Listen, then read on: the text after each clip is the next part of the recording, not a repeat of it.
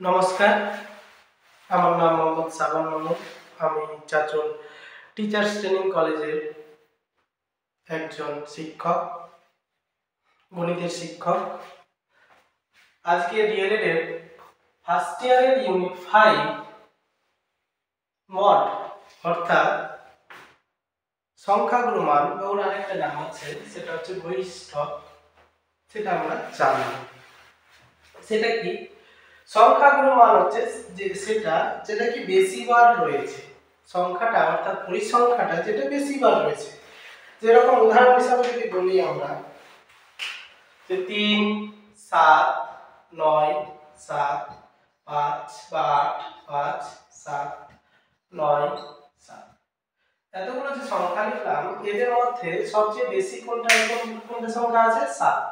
একবার, দুবার, তিনবার, চারবার, বাকি অনেকগুলো যত আছে, কিন্তু যেটা বেশি বার সেটাই হচ্ছে সংখ্যাগুলোর মান। অর্থাৎ এখানে সংখ্যাগুলোর মানটা হবে কত? 7। এবার এটা সাধারণত আনগ্রুপটেড ডাটা, অর্থাৎ যেটা কি আমাদের একটা ছকের সাহায্যে দিবে না, কিন্তু আপনাদের যেটা আছে সিলেবাসে সেটা ছকের সাহায্য ছাড়াও আছে, আবার ছকের মাধ্যমেও আছে। কিন্তু এটা তো খুবই সহজ, যে সংখ্যাটা কি বেশি বার আছে সেটাই হবে উত্তর। কিন্তু অনেক সময় কি হয়ে যায়, যখন বড় অঙ্ক করতে যাই তখন আমরা ভুলে যাই যে নিয়মটা কি। সেটাই জানার জন্য আজকের এই ক্লাস। আমরা প্রথমেই দেখে নিব যে পরিসংখ্যা আছে, সেই পরিসংখ্যাগুলোর মধ্যে সবচেয়ে বড় পরিসংখ্যা, মানে বেশি সংখ্যাটা কোনটা আছে? 28 হচ্ছে সবচেয়ে বেশি, অর্থাৎ 15 থেকে 20, এটা থেকে চিহ্ন 15 থেকে 20 যেটা আছে সেটা কতবার আছে? 28 বার। বাকিগুলো একটু কম আছে, কেউ খুবই কম আছে, কেউ একটু কাছাকাছি আছে। তো আমরা দেখব কি যে সংখ্যাটা সবচেয়ে বেশি বার আছে পরিসংখ্যাটা, সেটাই হবে কি পরিসংখ্যা। সবচেয়ে ওটা থেকে আমাদের সংখ্যাগুলোর মানটা বের করতে হবে।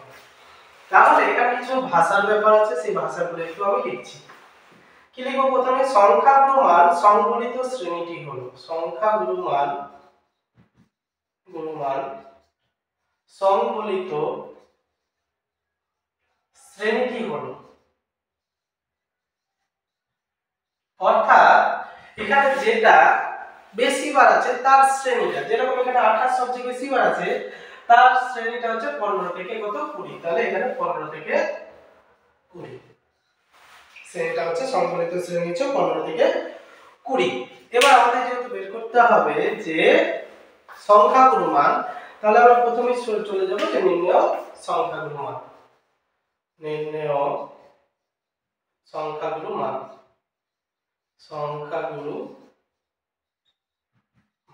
মানে সংখ্যাগুলো মানটা আমরা বের করব। এর একটা সূত্র আছে, সেই সূত্রটা একটু মনে রাখতে হবে, কিছু করার নাই।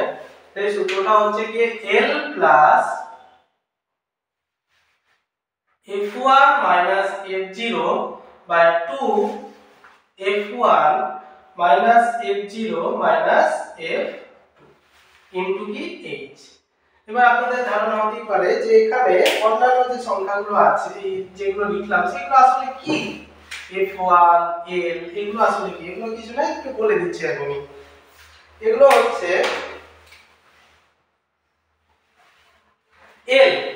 l বলতে এখানে l কত? l হচ্ছে গিয়ে যে আমি শ্রেণীটা নিয়েছি সেটার প্রথম সংখ্যাটা হচ্ছে l, অর্থাৎ 15। তাহলে l হচ্ছে কত? 15। f1 হচ্ছে কোনটা? যেটা আমাদের পরিসংখ্যার মধ্যে যে বেশি বার রয়েছে সেটাই হচ্ছে f1। তাহলে এখানে f1 হচ্ছে গিয়ে 28। f0 কিছু না, 28 যেটা বেশি বার রয়েছে তার পূর্ববর্তী, মানে আগেরটা সব সময় একই নিয়ম। আগেরটা f0 কত?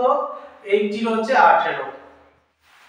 f2 কত? ওর পরেরটা, 28 এর পরে যেটা সংখ্যা আছে, অর্থাৎ যেটা সবচেয়ে বেশি বার আছে পরেরটা 17, অর্থাৎ এখানে আছে 17। আর h হচ্ছে এখানে যে শ্রেণীটা কতটা গ্যাপ করে আছে, অর্থাৎ অন্তর কত? 5 থেকে 0 থেকে 5, 5 থেকে 10, 10 থেকে 15, মানে অর্থাৎ এইগুলো অন্তর কত আছে, এগুলো প্রত্যেকটা গ্যাপ কত আছে? 5 করে আছে। তাহলে এখানে h এর মান হচ্ছে কত? 5। ঠিক আছে? এবার কিছু না, এখানে শুধু এবার মানগুলো আমাদের বসালেই অঙ্ক হয়ে যাবে। l এর মান কত? l এর মান আমরা কত পেলাম? 15। প্লাস f1 এর মান হচ্ছে 28 মাইনাস f0 এর মান হচ্ছে 18। কিছু না, মানগুলো আমরা জাস্ট পুট করব। 2 ইনটু f1 এর মান হচ্ছে 28 মাইনাস f0 হচ্ছে 18 মাইনাস f2 হচ্ছে 17 ইনটু h এর মান হচ্ছে 5 15 প্লাস 28 থেকে 18 বিয়োগ করলে কত হবে? 18 থেকে 28 বাদ দিলে থাকে 10। আর 2 কে 28 দিয়ে ভাগ করলে হয়, গুণ করলে হয় 56 মাইনাস এর দুটো যেহেতু একই চিহ্ন আছে মাইনাস আমরা যোগ করে নিতে পারি। 18 আর 17 হচ্ছে 35 ইনটু 5 সমান 15 প্লাস এটা গুণ আছে যেহেতু 10 5 এ 50 আর 35 থেকে 56 বাদ দিলে হয় 1 আর 3 কত দিলে 5 হচ্ছে 2 21। এবার কি করবে? সিম্পল জাস্ট ভাগ করে নেবেন, তাহলেই হয়ে যাবে। 50 কে 21 দিয়ে ভাগ করলেই হয়ে যাবে। 21 কে 21 দিয়ে 1 দিয়ে যাবে না, 2 দিয়ে যাবে। 21 দিয়ে 42 8 দশমিকের জন্য 0। তাহলে এবার কত দিয়ে যাবে? 3 দিয়ে মনে হয় যাবে 3। হ্যাঁ, 3 একে 3 3 দিয়ে 6 63 7 17 দশমিকের জন্য 0 আর দিয়ে যাবে 8 একে 8 8 দিয়ে 16 2 আরো যাবে, কিন্তু আমরা সাধারণত যেহেতু আসন্ন মানে নেই তাহলে দশমিকের পর দুটো নিলেই হয়ে যায়। তাহলে আমরা কি লিখব? এখানে মানটা পুট করে দিই। 15 প্লাস 2 ডট দশমিক, ডট বলাটা ঠিক না, 0.2.3 আর যোগ করলে 17.3। যেহেতু ভাগটা আমাদের মিলল না, ওই জন্য আমরা ব্র্যাকেটে কি লিখে দেব? প্রায়। বেশিরভাগ অঙ্ক কিন্তু আমাদের যেগুলো আছে সেগুলো ভাগগুলো মিলবে না, কারণ মিলেও যেতে পারে, কিন্তু যেগুলো মিলবে না সেগুলো আমরা কি করব? প্রায় লিখে দেব। এরপরে যেটা আছে সেটা হচ্ছে গিয়ে সমক পার্থক্য আছে, এটা আমরা পরবর্তী ক্লাসে শিখব।